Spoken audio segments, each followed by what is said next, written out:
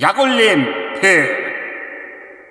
우리의 일상을 송두리째 바꿔놓았던 로나도 한 걸음 물러났고 살랑살랑 봄 날씨를 넘어 이제 슬슬 더워지는 시기이지요. 하지만 명절만큼 중요한 여름의 코앞에 어떤 게 있습니까? 바로 가족의 소중함을 되새겨보는 뜻깊은 가정의 달 아니겠습니까? 하지만 2020년 5월 8일 홍삼 세트, 2021년 5월 8일 홍삼 세트, 2022년 5월 8일 홍삼 세트. 그 면역력 증강을 어디까지 할 셈인지 아주 지구 대기권을 뚫었어 그냥. 아무튼 이거 저만 그런 게 아니죠. 가정의 달에는 어린이날, 어버이날, 스승의 날, 자식 가진 부모님 중에서는 성년의 날을 맞이한 경우도 있잖아. 부모님에게 딱 맞는, 자라나는 아이에게 딱 맞는 건강식품이 없을지 약사분을 모시고 바로 알아보겠습니다. 이 컨텐츠는 저의 개인적인 궁금함에 대한 약사님의 개인 소견으로 주관적인 해석은 여러분의 몫이며 논리적인 반박 시 여러분의 말이 맞습니다. 여러분을 약올리지 않겠습니다. 그렇다고 아무 말이나 하지 않겠습니다. 약사와 함께 콕 집어낸 의학, 건강기능식품 정보를 그대로 올려드리는 약올림픽 지금 시작하겠습니다.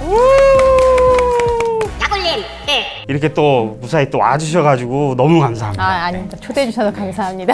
저희가 이 모신 분의 소개를 더 해드리면 카운터에 가가지고 이제 제 이름이 불리면 뭐 아침, 점심, 저녁, 복용은 이제 식사 후에 30분 후에 드시면 됩니다 라고 하는 그런 흔한 약사분이 아니셔가지고 자기소개만 간단하게 한번 부탁드리겠습니다. 일단 그분들이 고생 훨씬 많이 하세요, 약국에서.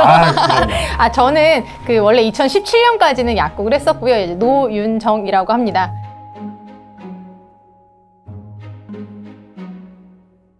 약올림 그럼 본격적으로 이제 건강기능식품에 대한 이야기를 좀 해볼 텐데, 이게 질문을 하기 전에 좀 가볍게 해야 그래도 이제 구독자분이나 이런 분들이 이탈하지 않으실 것 같아서 조금은 한심하지만 기본적인 질문을 좀 드려볼게요. 우리나라 사람들은 왜 이렇게 홍삼을 좋아할까요? 아무래도 지금은 건강기능식품 종류가 매우 다양한데요. 그전에는 종류가 일단 아주 다양하진 않았어요. 근데 이제 홍삼이라고 하는 게 워낙에 다양한 기능성을 가지고 있다 보니까 많은 분들이 접근하기 쉬워서 판매가 많이 이루어졌었는데, 최근에는 개인 맞춤형 건강기능식품, 즉 나에게 맞는 걸 선택하는 이러한 패턴이 늘어나면서 요즘은 살짝 줄어들고 있는 추세긴 합니다. 줄어든다는 건 혹시 어느 정도의 시점부터라고 볼 수 있을까요? 지금 한 4, 5년 안에서는 조금씩은 계속적으로 줄어들고 있는 상황이에요. 실제 통계 수치를 봐도. 저도 이제 그 건강기능식품 회사에서 일을 할 때 홍삼이 사실은 주력이어서 그때 당시에도 이제 코로나 초기여서 이제 면역력 하면 맞아요. 홍삼이라고 할 정도로 시작을 했었는데 그런 이유가 좀 있었네요. 근데 저희가 건강기능식품을 다루기 위해서 제일 먼저 해야 될 부분들은 과연 누가 먹으면 좋을지에 대한 얘기를 해야 될 텐데, 이제 5월이 항상 고민이죠. 가정의 달이라고 해서 그렇죠. 부모님께 대체 뭘 드릴 거냐, 항상 이건 거의 전쟁인데, 거의 3년째 홍삼을 주는 그 불효자분들도 계신단 말이죠. 선택이 쉬우니까. 그렇죠. 그래서 2년을 좀 돌려받기로 했는데 이번에는 사실은 좀 지났어요. 다음 해부터는 조금 센스 있는 아들내미가 좀 되고 싶어서 선물을 이제 건강기능식품으로 바꿔볼까 하는데, 이건 이제 세대별로 좀 나눠야 되는 부분인데, 아무래도 제 사리사욕으로 만든 프로그램이기 때문에 저희 부모님 세대부터 해보고 싶은데, 60대에서 70대로 할 수 있을까라는 고민이 드는데 혹시 어떻게 나눌 수 있을까요? 방금 말씀하신 대로 이 부모님들을 조금이라도 생각하고 딱 맞는 걸 고민하시게 되면 꼭 홍삼이 아닌 결론이 나오기도 해요. 저희 부모님도 이제 60대 시인데요. 그 시 부모님 같은 경우는 70대세요. 70대 이제 넘어가시고 거의 80이 다 되시는데, 60대와 70대는 아무래도 겪는 불편들이 굉장히 다릅니다. 특히 70대 분들 같은 경우에는 관절 불편함이 굉장히 심해지는 시기이기 때문에 이분들한테는 오히려 관절 건강 관련한 걸 좀 우선적으로 권해드리고 싶고요. 60대 60대 분들 같은 경우는 아직까지는 관절의 불편함이 뭐 직업적인 이유가 아니라면 전반적으로 심하진 않으세요. 근데 이제 혈행 개선 관련한 문제는 이 연령대에 많이 증가하다 보니까 뭐 혈행 개선에 도움을 주는 오메가3 같은 것들은 주로 60대 분들, 그리고 이제 관절에 도움을 주는 뭐 MSM이나 뭐 N-아세틸 글루코사민 이런 것들은 70대 분들한테 먼저 권해드리고 싶어요.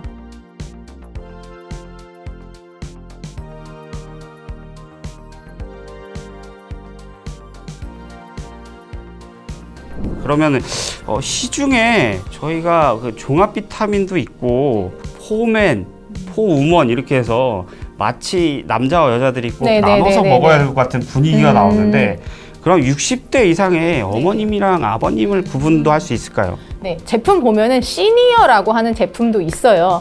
일단 그러니까 남성용과 여성용의 가장 큰 차이는, 남성분들 같은 경우는 에너지 생성에 필요한 비타민 B군이 대부분 강화가 되어 있고요. 이제 여성분들처럼 한 달에 한 번 월경을 하지 않기 때문에 철분 요구량이 별로 높지 않다고 봐요. 그래서 남성분들 거는 거의 다 철분이 빠져 있고, 여성용에는 철분이랑 그리고 골다공증 관리를 위한 칼슘이 대부분 추가가 되어 있습니다. 근데 이제 이게 시니어 60대 이상으로 오게 되면은 60대 이상은 여성들이 폐경이 온 시기이기 때문에 역시나 철분 요구량이 많이 필요가 없어요. 근데 이제 뼈 건강을 위해서 칼슘이나 비타민 D 요구량은 높아지다 보니까 그런 생애 주기에 맞추어서 만들어 놓은 것이 바로 맨, 우먼, 그리고 시니어. 그래서 60대 이상 분들을 위한 종합 비타민이라면 시니어라는 표시가 된 것을 선택하시는 게 더 유리하십니다. 아, 시니어 별도 표기라는 것도 처음 들어보네요. 아, 네, 요새 있어요. 네, 되게 유용한 구매 방식인 것 같습니다. 저도 대본을 보면서 엄청 집중해서 계속 드래그하면서 이거 되게 괜찮다, 해봐야겠다라는 느낌이 좀 들었는데, 그러면 이제 노약자라고 해서 노인과 어린이들을 항상 비교해서 노약자라고 하게 되는데, 그렇다면 이제 좀 3세 미만의 우유를 먹고 자라는 그 영아식이라고 하죠. 네네네. 그 친구들한테도 영양제라고 해야 할까요? 건강식품을 먹이기도 할까요?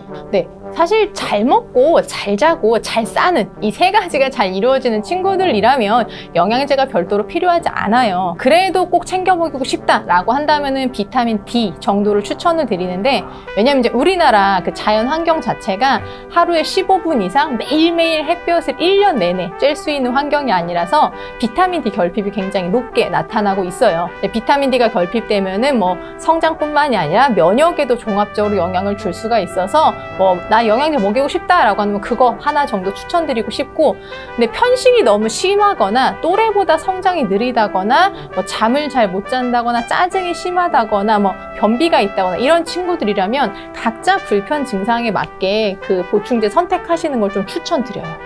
지금 듣고 있는데 변비가 3세에도 있나요?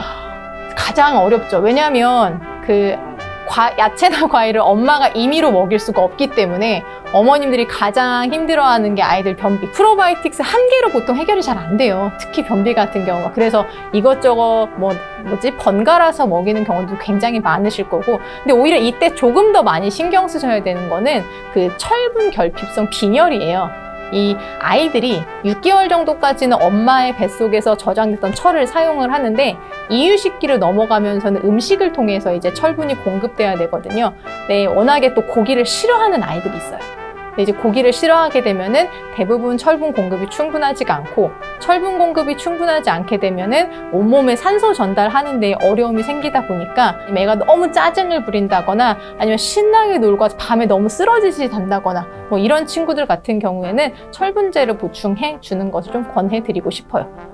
철분도 굉장히 의외고 변비라는 것도 오늘 되게 좀 충격적이긴 한데, 세대로 넘어가서 제가 어릴 때 기억에는 그 노마에 땡이라고 해서 이렇게 손톱만한 젤리 같은 거를 친구들이 먹고 있고, 특히 어머님들이 때리면서까지 그렇죠. 먹이곤 했었는데 이제 좀 넘어가서 5세 정도라고 하죠. 이제 초등학교 가기 전까지의 아이들을 좀 유치원생들을 말하는데, 그 친구들에게도 어떤 영양소가 필요하고 어떤 기능성을 갖춘 건강기능식품이 좀 필요할까요? 근데 이 친구들 같은 경우 어쨌든 일반 식사에서 보충되는 것으로는 권장 섭취량을 채우기가 어렵거든요. 그럼 여기서 또 딜레마가, 제가 어릴 때 기억에 우유 급식을 하는데 아, 네네네. 그 유당불내증이라고 그렇죠, 하나요? 그렇죠. 아. 그런 것도 혹시 하하. 회피할 방법이 좀 있을까요? 요즘은